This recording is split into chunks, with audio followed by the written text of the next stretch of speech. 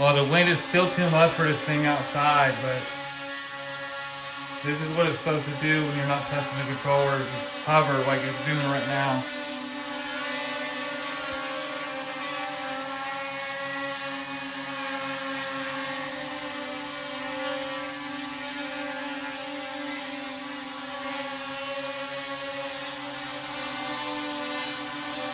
I don't want to get too close to it because of the blade, you know what I mean? But I'm not touching the controller. It's over there. I just have it hovering. But this is a video of it in action, at least.